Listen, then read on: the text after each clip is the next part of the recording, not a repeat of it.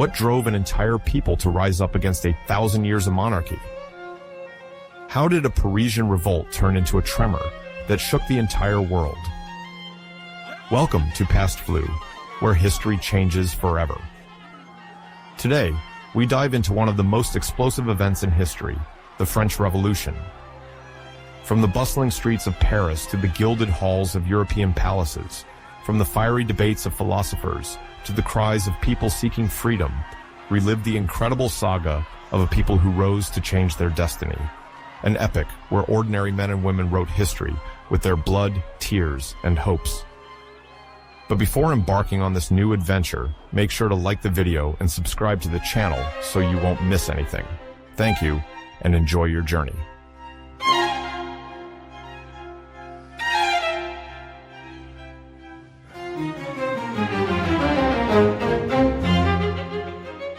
'18th century Europe is a vast chessboard of kingdoms, empires, and principalities, where borders are continuously shifting. It is a world dominated by monarchs, where power still largely rests on birth and tradition. Most of the sovereigns rule unchallenged, asserting that their authority comes directly from God, a principle known as the divine right.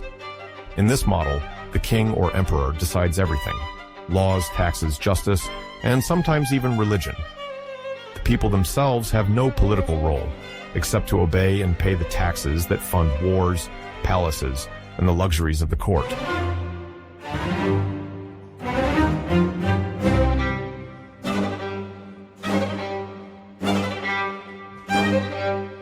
But this appearance of stability hides a continent undergoing transformation. Far from being static, Europe is riven by tensions, conflicts, and deep-seated changes that will gradually shake these age-old power systems.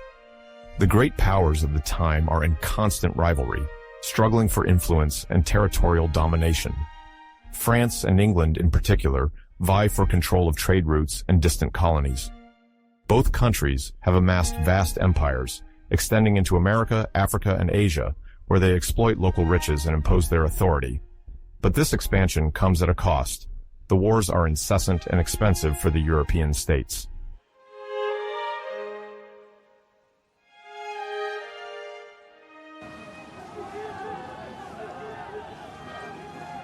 Among these conflicts, the 7 Years' War, 1756 to 1763, marks a turning point.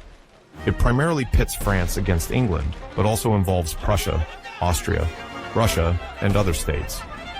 It is not merely a military confrontation, it is a global war, fought on the European continent and in the American and Indian colonies. In the end, England emerges victorious, strengthening its colonial empire, while defeated France loses strategic territories, notably Canada, and trading posts in India.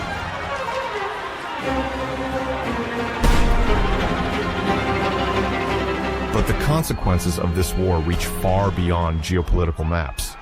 The finances of states are depleted, populations are exhausted, and discontent grows.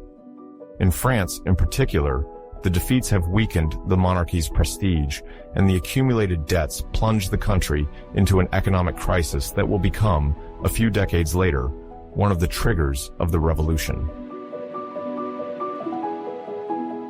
While military conflicts are ever present, 18th century Europe is also a world structured by rigid social traditions. Society is divided into orders or classes, where the privileges of the nobility and the clergy contrast with the difficult condition of the people. In most countries, the vast majority of people are peasants, living under the rule of lords, working lands they do not own, and having to pay taxes to both the king and the church.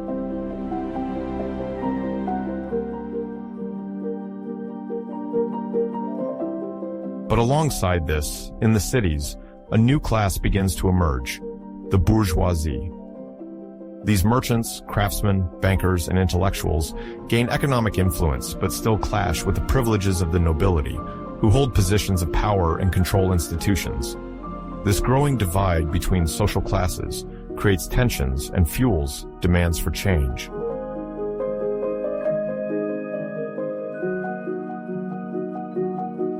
At the same time, while the majority of European states are still under the rule of absolute monarchs, one country stands as an exception: England.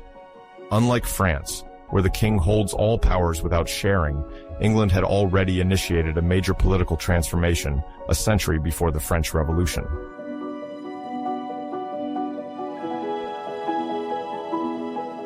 This transformation took place in 1688 during an event known as the Glorious Revolution. At that time, King James II was ruling the kingdom, but his reign was marked by deep tensions. He was a Catholic in a predominantly Protestant country, and his attempts to restore the influence of Catholicism caused concern among much of the population and the political elite. Moreover, his increasing authoritarianism, his disregard for Parliament, and his desire to impose his power without consultation led to growing rejection.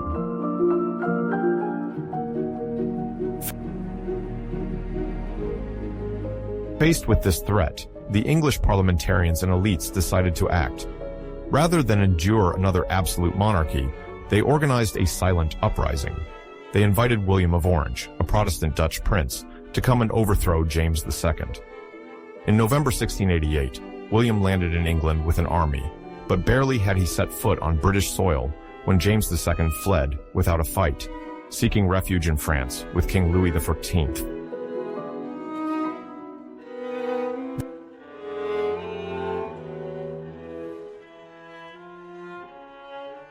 This revolution, which occurred without bloodshed, marks a pivotal turning point in the history of royal power in Europe. For the first time, a king was deposed by his own people without civil war or large-scale popular revolt. But more importantly, it led to a complete overhaul of the English political system.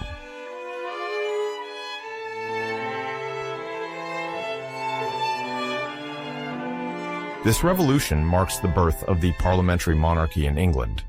The king remains a head of state, but he no longer holds the absolute power that other sovereigns retain on the continent. From now on, true power is shared with elected representatives, although only the wealthiest had the right to vote at the time. However, while England managed to limit the authority of the king as early as 1688, this idea would take much longer to spread across Europe. Elsewhere, monarchs refused to let their subjects dictate rules to them.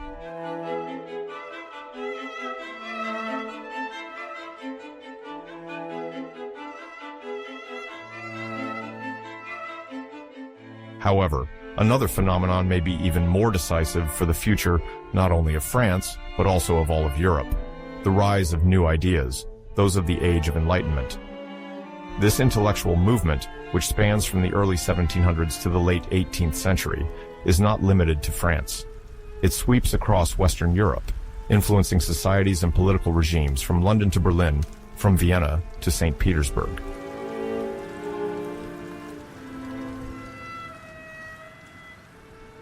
The Enlightenment is championed by philosophers, writers, and scientists who question the established order. At the time, most European states were still governed by kings with nearly absolute power, such as Louis XV and Louis XVI in France, Frederick II in Prussia, or Catherine II in Russia. In many countries, the Catholic or Protestant Church also played a central role in political and social life, influencing laws and culture. But gradually, these thinkers challenged these principles and advocated for a world where reason, freedom, and justice would guide the rulers. These new ideas were not confined to intellectual circles. They circulated in salons, academies, and universities, reaching political and economic elites who began to embrace them. Through books, newspapers, and pamphlets, they gained traction and challenged the monarchical model that had been in place for centuries.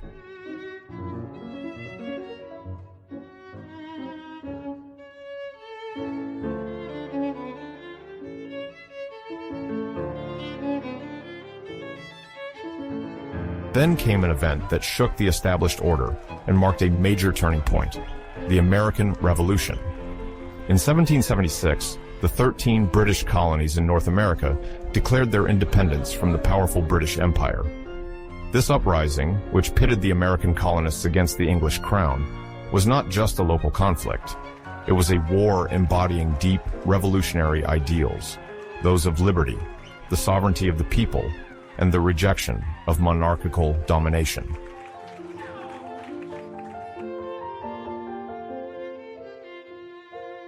Across the Atlantic, the colonists could no longer bear the yoke of the British metropolis.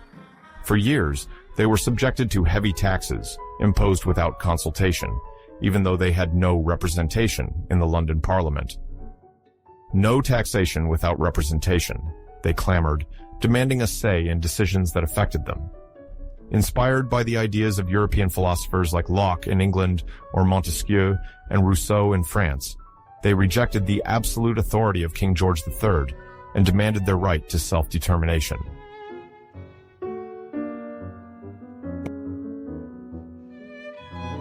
But for the French revolutionaries, this war goes beyond a simple quarrel between England and its colonies. France sees in it a strategic opportunity. For over a century, France and England have been locked in a fierce battle for global supremacy, be it in Europe, America, or Asia. England won the 7 Years' War in 1763, humiliating France and snatching away its precious colonies in Canada and India. Helping the American insurgents is therefore not only a blow to their arch-enemy, but also a chance to regain lost influence.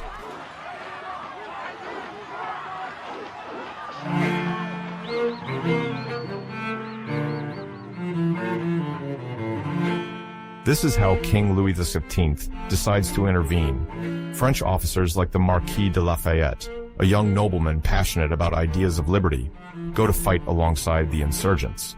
They bring their military experience, participate in decisive battles, and become key figures in this war of independence. But beyond the men, it is the entire French state apparatus that gets involved. The army, the navy, and especially the kingdom's finances are called upon.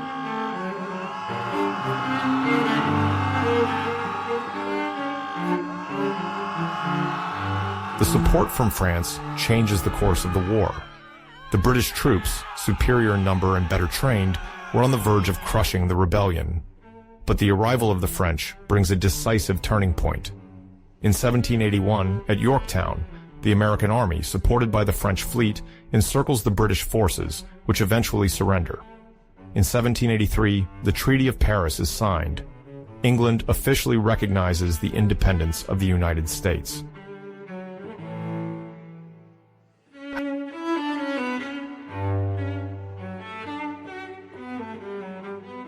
However, this triumph comes at an immense cost for France. The war effort widens an already gaping financial chasm. The French monarchy was already heavily indebted due to past conflicts, the extravagant spending of the court, and a deeply unjust tax system, where only the poorest paid taxes. By supporting the Americans, Louis XVI exacerbates this situation.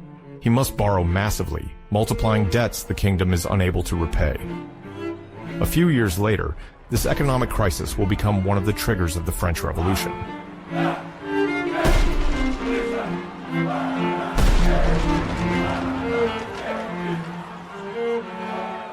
But although American independence was a military and symbolic success, it did not have the same global impact as the French Revolution. Unlike what will happen in France in 1789, the American Revolution remains geographically limited and does not entirely challenge the existing social order. The American elites, although having rejected the King of England, remain in power. There is no collapse of society nor a radical transformation of the social system. The French Revolution, however, will go much further. It will not merely abolish a colonial power, it will destroy a millennia-old model, that of the absolute monarchy, the dominant religious power, and the privileges of the nobility.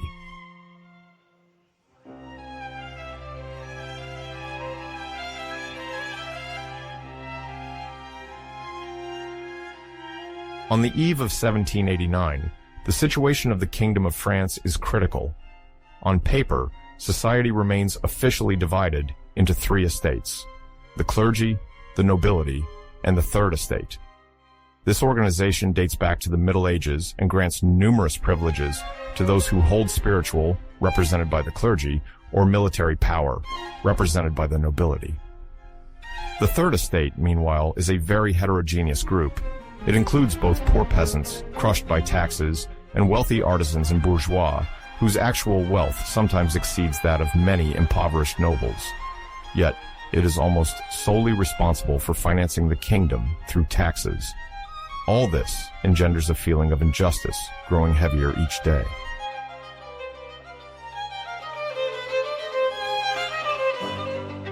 The financial crisis worsens further at the end of the 18th century.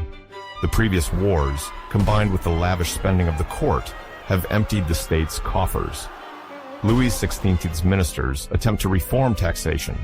They would like to levy taxes on the nobility, who are theoretically spared, to share the burden more equitably. But the parliaments, these high courts, often composed of noble magistrates, block these reforms, defending their privileges. The king, without popular support and without firm backing from the elites, finds himself in a deadlock. The royal authority gradually disintegrates.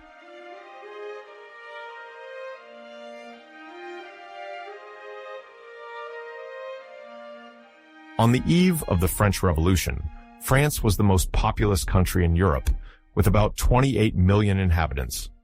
By comparison, England and Wales had about 9 million people, while Prussia had around 6 million and Spain 11 million. The population of the United States at the same time was 4 million. Only Russia had a larger population, but it was spread over a vast and largely rural territory.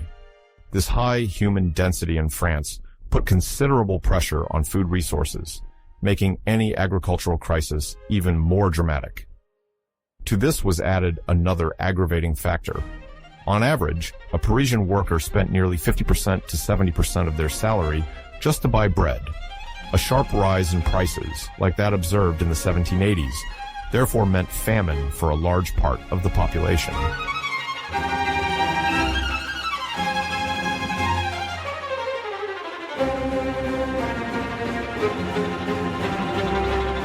In this context, France stood out from its neighbors. In England, where commerce and industrialization were rapidly progressing, the diversification of activities helped cushion agricultural crises. In Prussia and Russia, peasants were still largely under the yoke of serfdom, limiting their ability to organize movements of protest. But in France, where revolutionary ideas were already circulating, the agricultural crisis acted as a detonator. Hunger was no longer confined to the countryside. In Paris and large cities, tensions rose. The price of bread became a major political issue. Riots erupted in markets, bakeries were looted, and the people's anger was directed against the elites, who seemed to ignore the suffering of the masses. Now, the unrest was no longer just the concern of a few thinkers or the educated bourgeoisie. The anger reached the streets.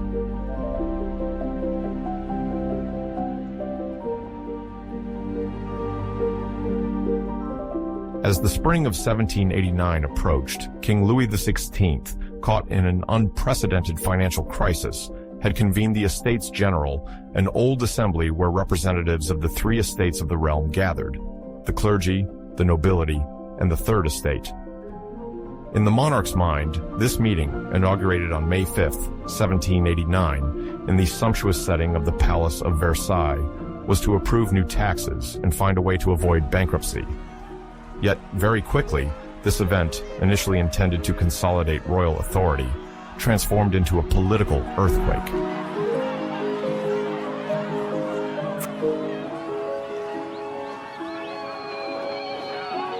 From the opening of the Estates General, the conflict between the Third Estate, which represented the majority of the population, and the two privileged orders, clergy and nobility, erupted into plain view.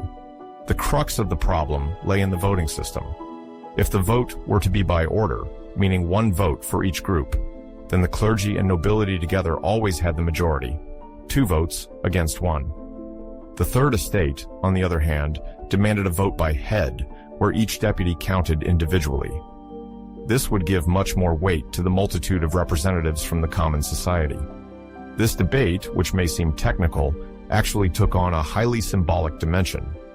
The deputies of the Third Estate claimed to speak on behalf of the entire nation and demanded a fairer system, in line with reform ideas that had been floating around for many years.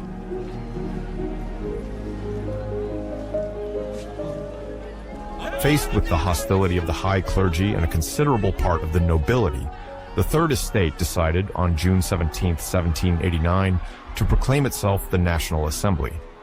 This was a bold move. It amounted to saying that these deputies intended to represent the entire kingdom, beyond even the symbolic boundaries of their respective orders. A few days later, while searching for a place to meet, they found the doors closed.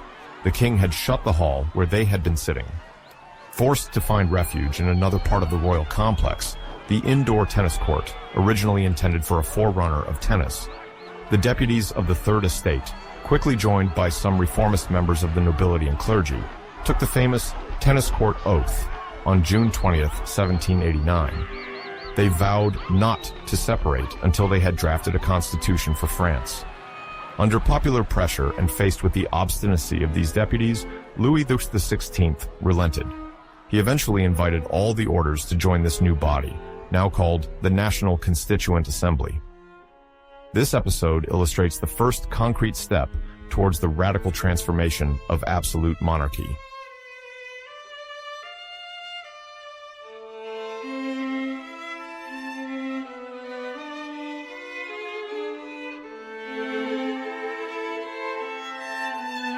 However, while the country's future is being negotiated at Versailles, a growing unease is felt in Paris.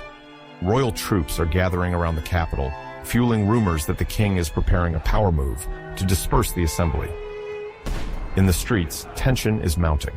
Parisians fear a bloody crackdown. To guard against a possible attack, they create citizen militias, seek out weapons, and watch for any sign of military intervention. It is in this explosive climate that the date of July 14, 1789, arrives. On that day, a huge crowd heads toward the Bastille fortress, a prison considered a symbol of royal arbitrariness.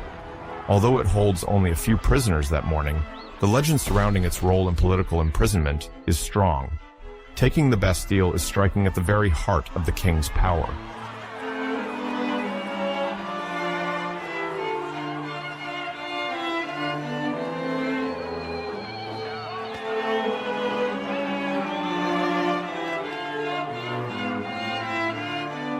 The insurgents managed to seize the building after exchanges of gunfire and confusing negotiations. What will be most remembered is the people's victory. The crowd, supported by rebellious soldiers, openly defied royal authority. The fall of the Bastille is not just a military success. It is above all a symbolic triumph. Quickly, the news spreads throughout France.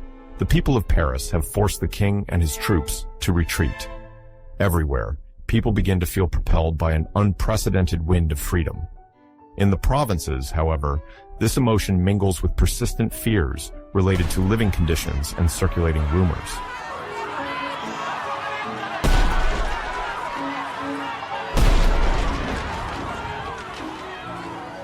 Indeed, during the summer of 1789, it is the Great Fear. In many villages, peasants fear the arrival of bandits or soldiers sent by lords to suppress the uprising. Rumors run that aristocratic militias are preparing to ravage the countryside to quell this increasingly powerful protest. Reacting to these threats, local populations arm themselves in turn. Revolts break out. People attack castles, burning seigneurial archives, the famous terriers, in order to destroy evidence of dues and obligations owed by peasants. This movement raises the issue of feudal rights and privileges, vestiges of a medieval system that heavily burdens the majority of the rural population. In this atmosphere of widespread rebellion, the Assembly at Versailles understands that quick action is necessary. On August 4th, 1789, in the confusion of a memorable night, it votes for the outright abolition of feudal privileges. In one swift move, it legally dismantles this framework of seigneurial rights that has ensured a very unequal social hierarchy for centuries.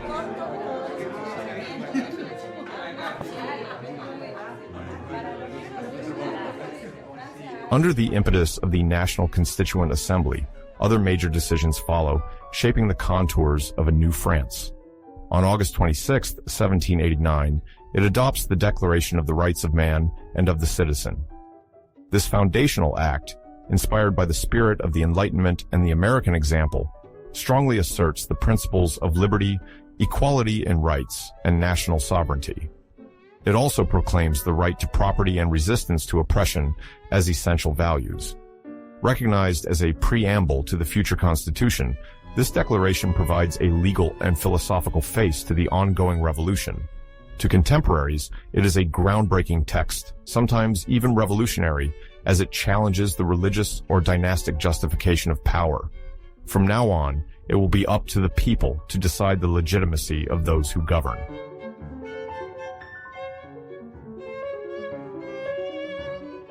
Despite these advances, the situation remains extremely tense. The economy is drained, the price of bread remains high, and in the suburbs of Paris, misery is evident.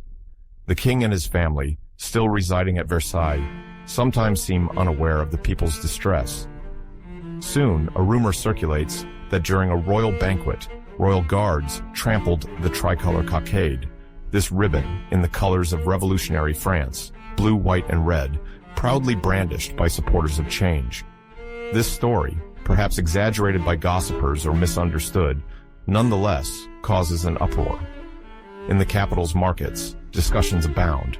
People denounce the king's insensitivity, indignantly noting the luxury reigning at Versailles while the people are starving.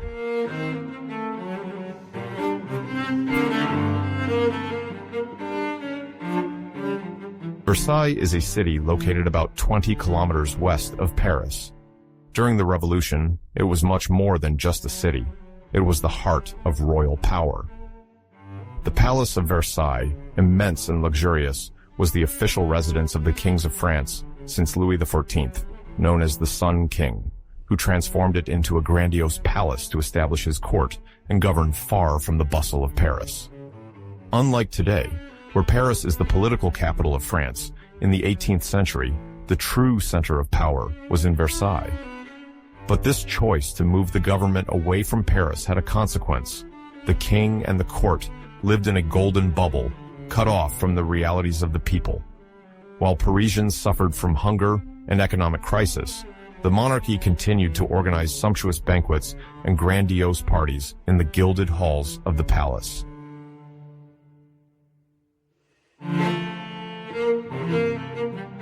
It was in this tense climate that a group of women, frustrated by the difficulty of finding food and the unaffordable price of bread, decided to march from Paris to the Palace of Versailles on the night of October 5th to 6th, 1789. According to testimonies, these women, soon joined by male volunteers, walked kilometers, braving the rain and fatigue, to directly demand grain and emergency measures from the king. Upon their arrival, the atmosphere was explosive. Clashes broke out with the guards. The king, his family, and the court quickly found themselves surrounded in the palace, without having really planned a solution to face this unprecedented demonstration. After endless negotiations and the danger of a violent assault, Louis XVI understood that all resistance was futile. He had to yield once again.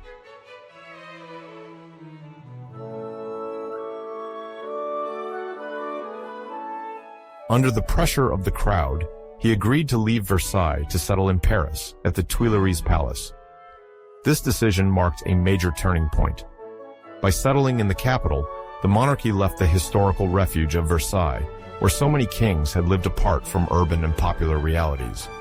Now, Louis XVI was installed among Parisians who intended to closely monitor his every move.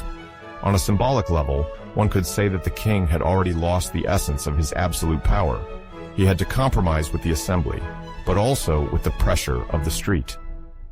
The events of autumn 1789 thus sealed the concrete end of absolutism, which since the reign of Louis XIV seemed unchangeable. The following months would see the National Constituent Assembly working on a new constitution, while the nation, still euphoric from its initial successes, began to question the future form of power.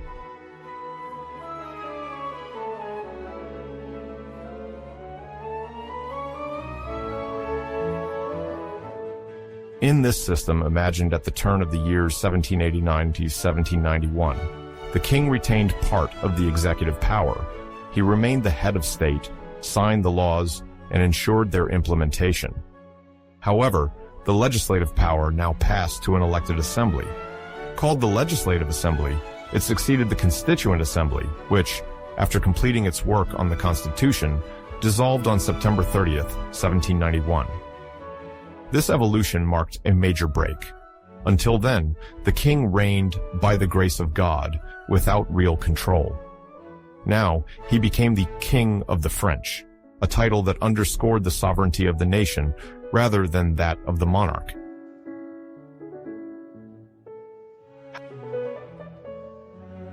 However, the right to vote remained strictly limited.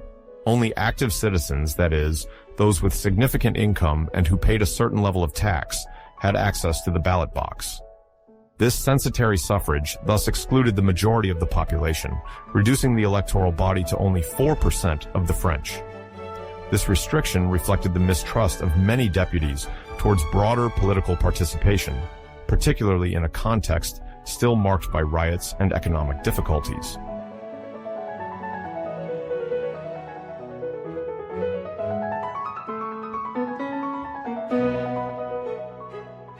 In the heart of this new France, the Church, until now a close partner of the monarchy, finds itself profoundly reorganized. The clergy's assets, notably the vast lands it owned, are nationalized and resold to replenish the state's coffers. The assembly also transforms the status of priests. They become civil servants, paid by the public authorities and subject to an oath of loyalty to the Constitution.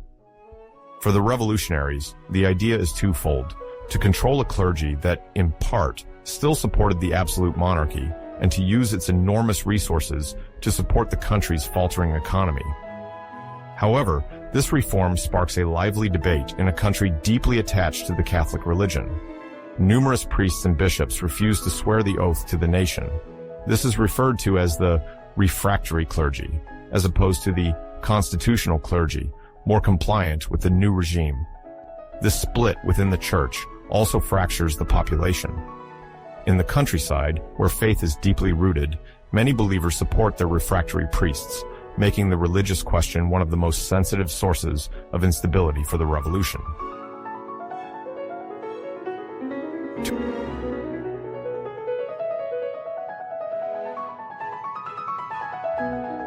To understand the atmosphere of the time, one must imagine a kingdom in full turmoil, but also prey to the fear of foreign intervention.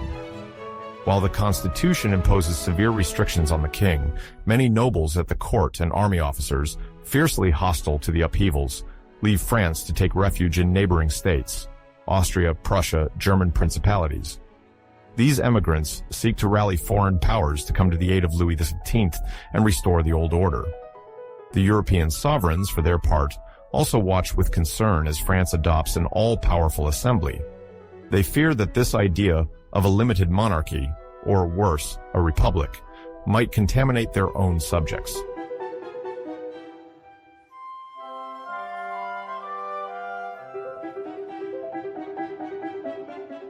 Austria and Prussia, in particular, are pondering, should they intervene militarily? A part of the French nobility exiled urges them to take action. This unstable geopolitical environment weighs heavily on the king, who now finds himself torn. On one hand, he has sworn an oath to the Constitution. On the other, his entourage and close relatives, notably his wife Marie Antoinette, Archduchess of Austria before her marriage, maintain contacts with foreign powers.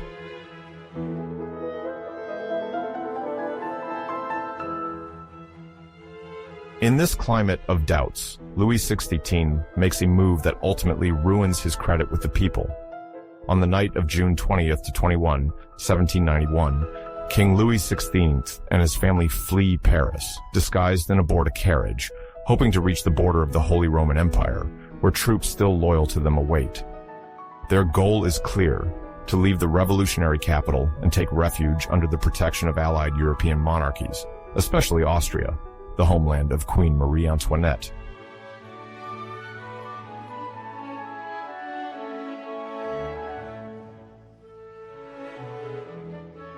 The distance to cover is immense for a clandestine escape.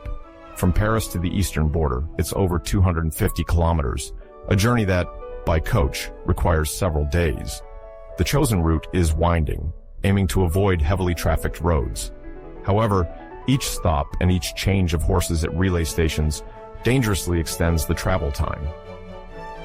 Contrary to the king's hopes, the progress is slow and laborious.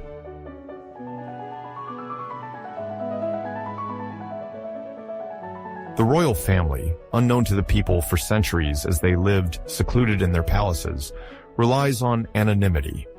But Louis XVI, corpulent and unaccustomed to long journeys, quickly tires and multiplies the blunders. At Saint-Menehould, a town located about 50 kilometers from the border, one of the postmasters recognizes the king's face on a coin and alerts the local authorities. The news travels faster than the horses. A few hours later, when they are only about 30 kilometers from the border in Varennes, a small town, the escape abruptly ends. The road is blocked. A revolutionary committee is waiting for them. The royal carriage is stopped. Louis XVI still tries to negotiate, but it's too late. The escape mission has failed. Escorted under heavy guard, the royal family is forced to turn back. The return to Paris is a moment of humiliation. The crowd, gathered along the roads, looks with disdain at this man who, just a few days earlier, was still their undisputed king. This aborted escape has a huge impact on public opinion. For many, it confirms suspicions of betrayal. If he wanted to flee, it is undoubtedly to plot with the enemies of the revolution. It is no longer possible to see him as a king, acting in good faith, attached to the constitution. Now, he appears in the eyes of many as a puppet king, ready to turn against his own people as soon as he gets the chance. The trust, already fragile, disappears. What was supposed to be a consensual constitutional monarchy gradually turns into a latent confrontation between the king and the revolutionaries. In Paris, in political clubs and on the streets, the idea of abolishing the monarchy is even whispered. If the king opposes the will of the nation, why keep him? Yet, the deputies of the Legislative Assembly, still mostly in favor of a compromise, hesitate to cross this red line. They understand that too rapid an abolition of the monarchy could trigger a violent international reaction from neighboring countries. But as the weeks go by, anger and radicalism grow among the people, especially among the sans-culottes, those Parisian artisans and workers who have already played a major role during the storming of the Bastille.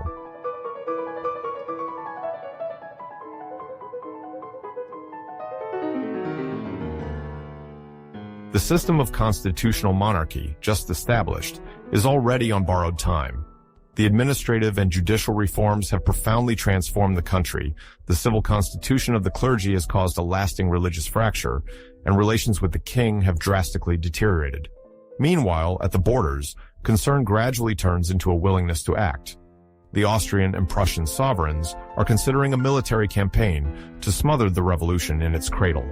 As for the royal family, effectively prisoners at the Tuileries since their failed escape, they offer no guarantee of loyalty to the new constitution.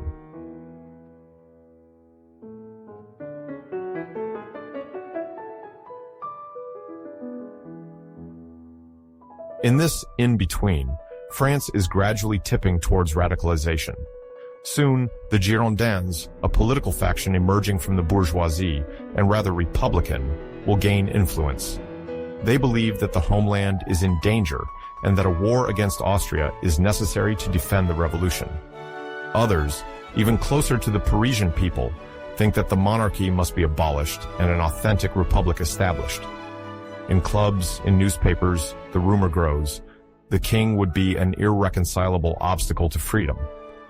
Thus, the Constitution of 1791, which was supposed to reconcile royalty and revolutionary principles, is quickly overtaken by events. The idea of a parliamentary monarchy like the English one, dear to several deputies, has failed to take root in a country where distrust of the sovereign has increased, especially because of this infamous escape. The constitutional regime wavers even before it could be anchored durably.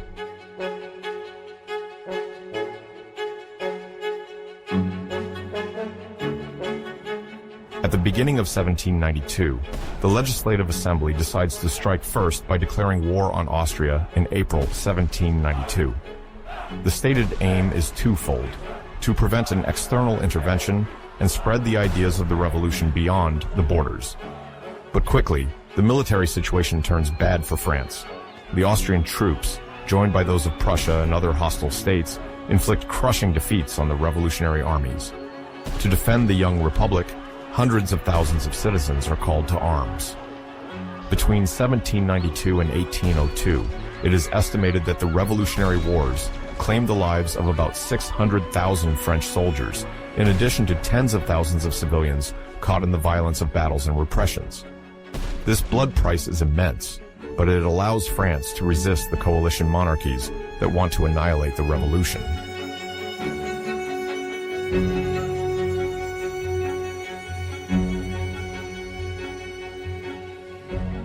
In public opinion, distrust of Louis XVI increases. He is indeed accused of wishing for the defeat of his own country so that foreign powers restore an absolute regime. As the army retreats, the atmosphere in Paris becomes explosive. The sans-culottes, Parisian revolutionaries from popular backgrounds, radicalize and denounce the betrayal of the royal palace.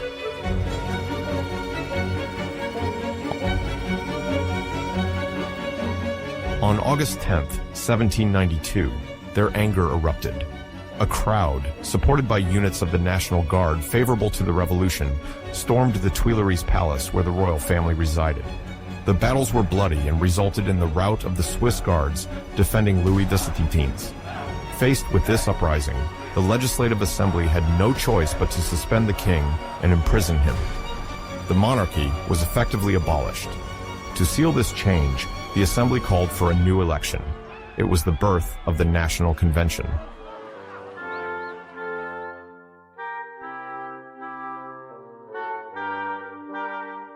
On September 21, 1792, the convention held its first session in an atmosphere of great exaltation. The announcement was solemn. The monarchy was officially abolished. Henceforth, France proclaimed itself a republic, theoretically governed by its citizens, and no longer by a divinely ordained monarch. This proclamation came at a time when the French armies were finally experiencing a major success. The victory over the Prussians restored confidence in the young republic and encouraged it to continue the fight.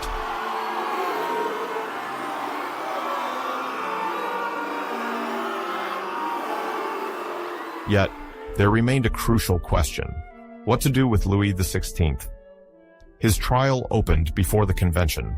The debates were heated. Some deputies, particularly the most moderate, hesitated to inflict the death penalty on a man who had long been crowned king.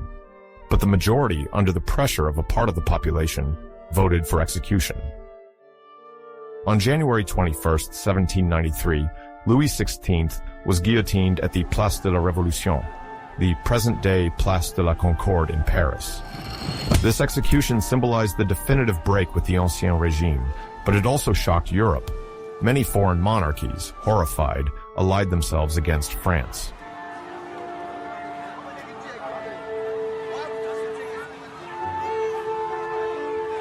The republic, now established, found itself torn between several political factions.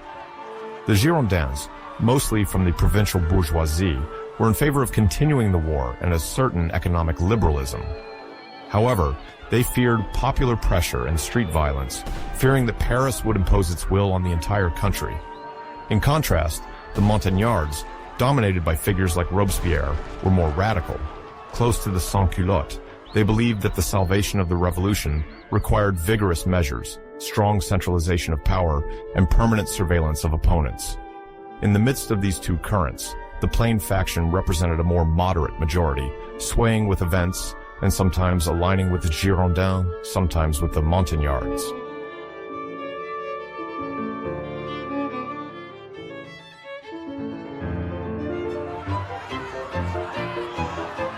Meanwhile, the noose tightened around France. The European sovereigns, outraged by the execution of the king, formed increasingly powerful military coalitions. Faced with these dangers, the convention decreed in August 1793 the levée en masse. All able-bodied citizens were called to defend the nation. This massive mobilization, combined with an unprecedented patriotic fervor, ultimately gave new momentum to the revolutionary armies. But, at the same time, the Republic had to contend with centers of rebellion within its own borders.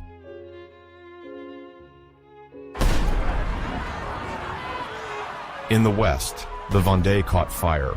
Attached to the Catholic religion and the monarchy, many peasants revolted against conscription and the government's anti-clerical policies.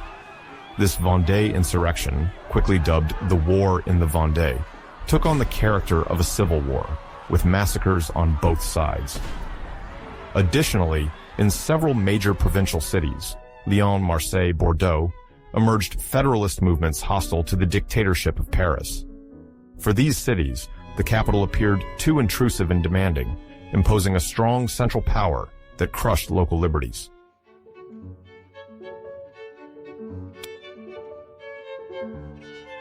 To face both external threats and internal insurrections, the Convention, dominated at this stage by the Montagnards, established a government of exception.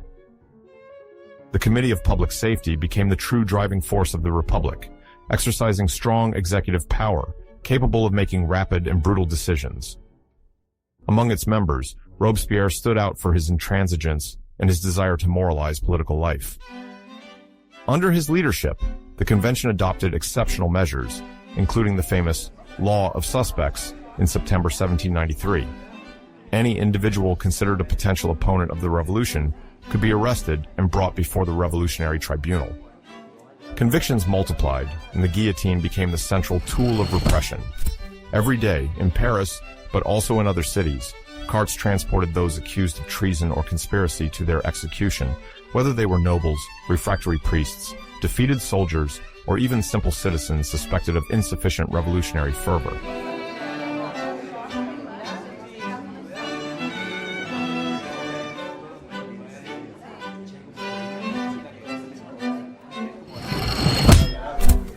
The Montagnard government also seeks to regulate the economy to calm the explosion of prices and speculation.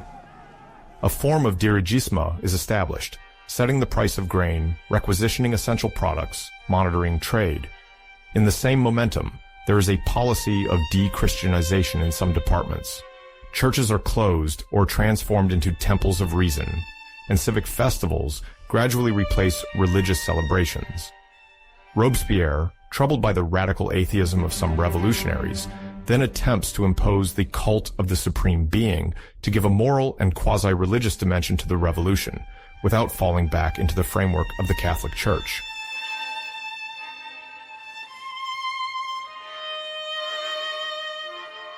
Over time, the climate of terror increases. The Girondins have already been politically, and sometimes physically, eliminated. Rival faction leaders are successively sent to the scaffold, accused of treason or moderation. In the assembly, a feeling grows. No one is safe from the arbitrariness of the Committee of Public Safety. Robespierre, once nicknamed the Incorruptible, ends up worrying many deputies. His intransigence, sometimes mystical speeches, and incessant purges fuel suspicion. Is he not preparing a new wave of arrests? On July 27, 1794, his adversaries take action. During a heated session at the convention, Robespierre and his supporters are accused of abuse of power. The majority, fearing for their own lives, turns against him. The following day, Robespierre is executed, followed closely by about 20 of his followers. This episode marks the end of the Terror.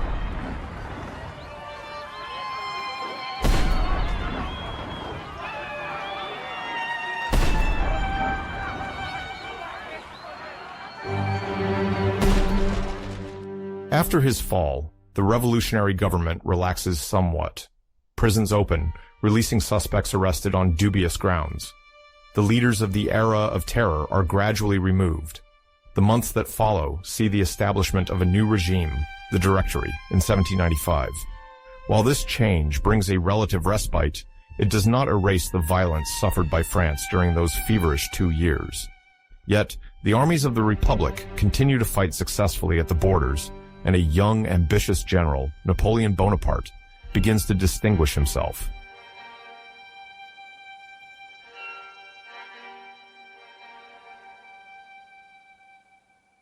After the Terror, the convention is wary of excessively concentrated powers. To prevent a single man, or even a single assembly, from imposing its law, a new constitution is established. It creates two legislative assemblies, the Council of Ancients, mainly responsible for approving or rejecting laws, and the Council of 500, which proposes texts. At the head of the executive are 5 directors, elected by the assemblies, meant to govern collegially. The idea is to prevent the return of a dictatorship, whether in the form of a charismatic leader or a single organ. In theory, this balance of power should guarantee stability and ensure some form of continuity after the bloody trials of the Terror. In practice, the Directory remains a fragile regime, constantly threatened by political and social tensions.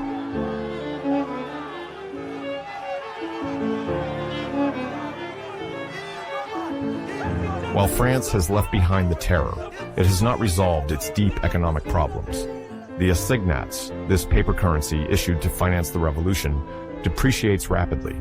Speculation drives up prices, and many essential goods become scarce. In the cities, subsistence riots remain frequent. In the countryside, distrust towards the central government persists.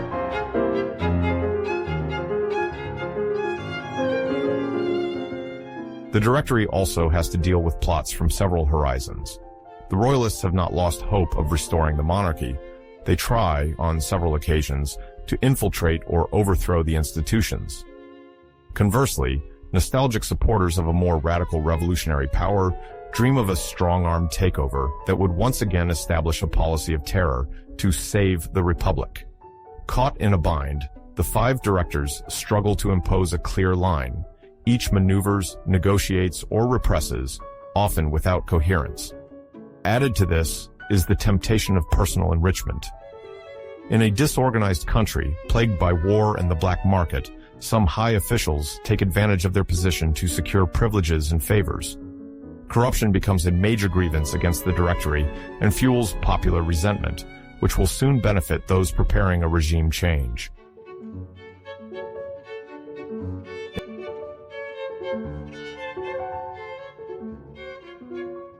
In the midst of this turbulent period, a name begins to make itself known: Napoleon Bonaparte. Born in Corsica in 1769, he rose through the military ranks thanks to his successes in artillery and the shortage of noble officers, many having fled or sided with the enemy.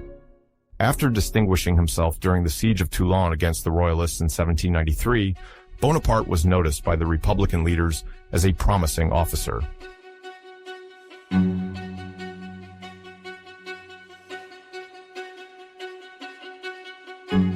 In 1796, he was given command of the Army of Italy, stationed in the northern Italian peninsula and tasked with fighting the Austrians. It was during this campaign that Napoleon would deploy all his tactical skill. Despite ill-equipped troops often inferior in number, he racked up resounding victories. The army lived off the land, seized spoils, and the young general signed favorable treaties for France with Austria. This military success, which contrasted with the hesitations of the Directory in Paris, made him a national hero. Upon his return, many French people saw in Bonaparte the providential man capable of saving the country from instability and corruption. Buoyed by this popularity, he then embarked on a political career.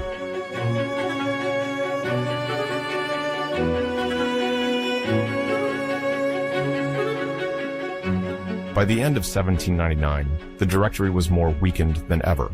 Military failures on other fronts and general discontent reinforced the idea that this regime no longer met the needs of the country.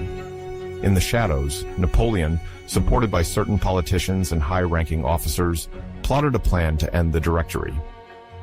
On November 9, 1799, he took action. Taking advantage of the confusion and thanks to a staging orchestrated by Emmanuel Joseph Sieyès, one of the directors, and his brother Lucien Bonaparte, president of the Council of 500, Napoleon managed to seize power. The deputies, initially wary, were ultimately forced to validate the takeover under the pressure of troops loyal to the young general. Napoleon then had himself proclaimed first consul. A new, more authoritarian constitution was drafted. While it outwardly maintained representative institutions, the real power was concentrated in the hands of a single man, Bonaparte. Gradually, he would consolidate his personal dictatorship by stifling opposition.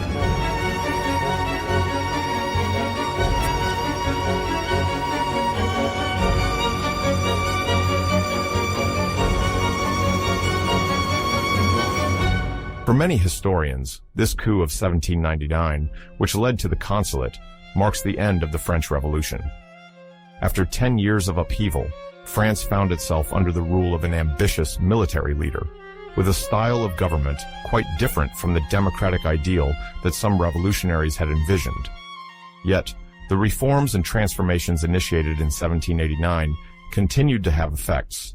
Feudal structures were dismantled, the principle of civil equality affirmed, and administrative centralization strengthened.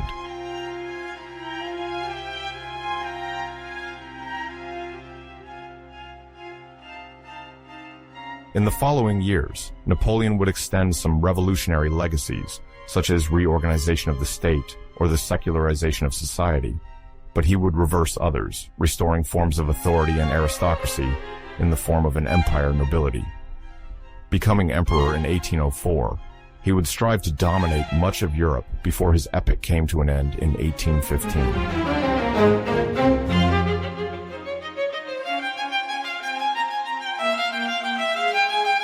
Nevertheless, while the Directory, then the Consulate, formally ended the revolutionary period in the strict sense, the impact of the French Revolution would be felt throughout the 19th century and beyond. The principles of liberty and equality, the idea of national sovereignty, and the recognition of fundamental rights gradually spread across Europe, then the rest of the world, fueling countless movements of emancipation and protest. As for France, it would never be the same again. Between 1789 and 1799, it forged part of its modern identity, torn between democratic aspirations and authoritarian temptations.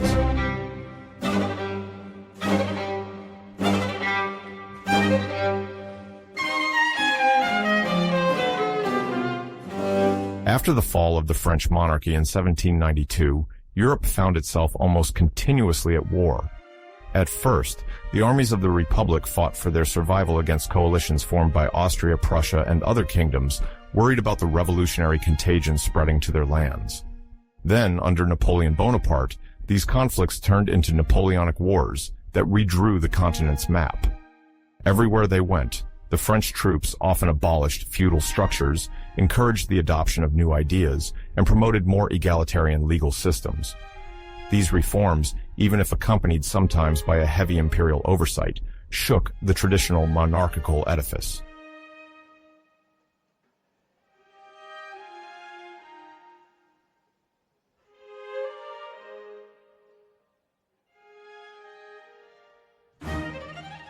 Upon the fall of Napoleon, the victorious monarchs attempted to restore the old system at the Congress of Vienna in 1815, re-establishing the power of the monarchs as much as possible.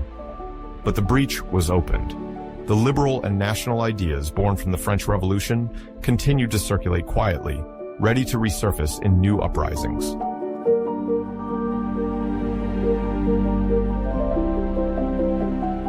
The revolutionary flame ignites again on several occasions in 19th century Europe. In 1830, an insurrection in Paris ousts King Charles X, and the so-called constitutional monarchy of Louis Philippe is established. In the wake, the Belgian Revolution breaks out. The Belgian provinces separate from the Netherlands and form an independent state, adopting a liberal constitution. But it is especially in 1848 that the wind of revolt violently shakes the continent. From France to Austria, from Italy to the German states, popular uprisings demand constitutions, the abolition of privileges, and sometimes national unity. Although many of these insurrections are suppressed, they leave lasting traces. The monarchies in place realize that they can no longer govern as before, without considering liberal and democratic aspirations. In France itself, 1848 sees the fall of Louis Philippe and the proclamation of the Second Republic. This new revolutionary episode illustrates the persistent hold of the legacy of 1789.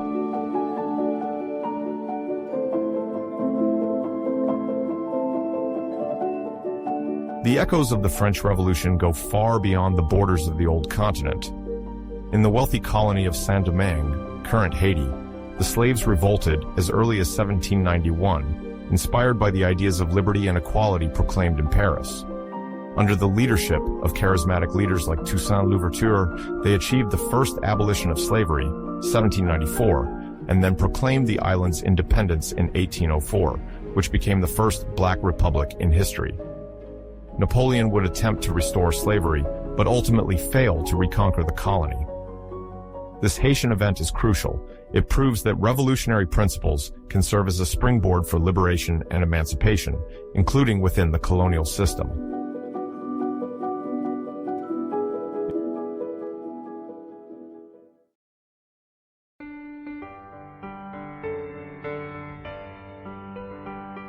In the following years, all of Latin America ignites.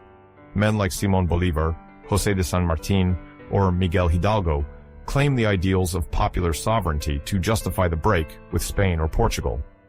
They invoke the French and American examples to legitimize their independence struggles. At the beginning of the 19th century, almost all of Latin America liberates itself from colonial rule, often adopting constitutions that enshrine, at least in text, the equality of citizens and the idea of a sovereign nation.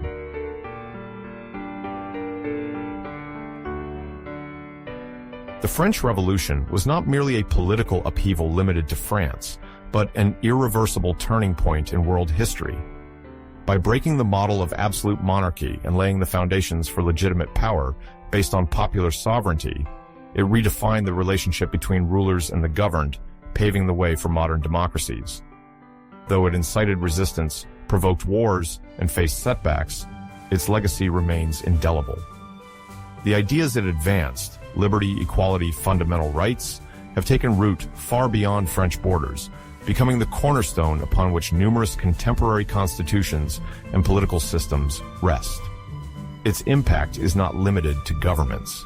It shaped mentalities, anchored the idea that peoples have the right to rise, that privileges are not inevitable, that justice and equality are not distant ideals, but concrete objectives. From Paris to Haiti, from Latin America to the 19th century uprisings in Europe, it demonstrated that an old order, even firmly entrenched, could collapse under the popular will. If today human rights are claimed worldwide, if the idea of a nation led by and for its citizens has prevailed, it is because one day in 1789, a people decided that their destiny could no longer be dictated by a king. It was the event that destroyed kings and changed history forever.